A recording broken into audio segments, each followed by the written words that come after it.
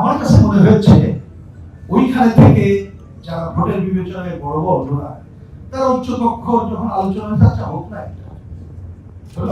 সংরক্ষিত নাগরিক ছিল, এটা সংরক্ষিত আসলে যদি আরো কিছু লোককে যেখানে এখানে মনোনয়ন দিয়ে জিতে আনতে পারবো না, এইটা যদি দিয়ে দিই না। কারণ এখানে শুনেছেন আলোচনা আসছে যে পেশাজীবী পার্লামেন্টের কথা জাসদ যখন এটা এনেছিল তার সাথে কিন্তু এটা সম্পর্ক না। এমনকি বদিউল আলম ভাই তার এই যে ডাউস বইতে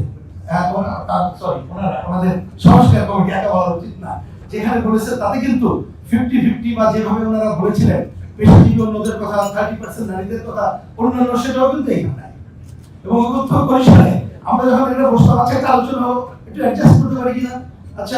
আলী রিয়াজ সাহেব তো অন্য ঘরে গেলেন, একটু চেঞ্জ করে নিয়ে আসলে এটা করতে পারি কিনা।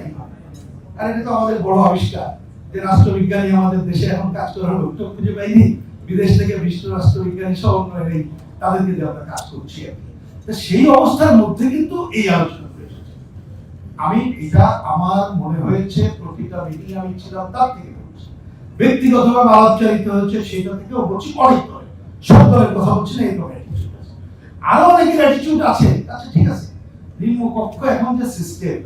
তাতে তো নির্বাচিত হতে পারবো না, তা যদি কোনোভাবে 1% হতে পারি তাহলে একটা আসন থাকলো উচ্চকক্ষে নিয়ে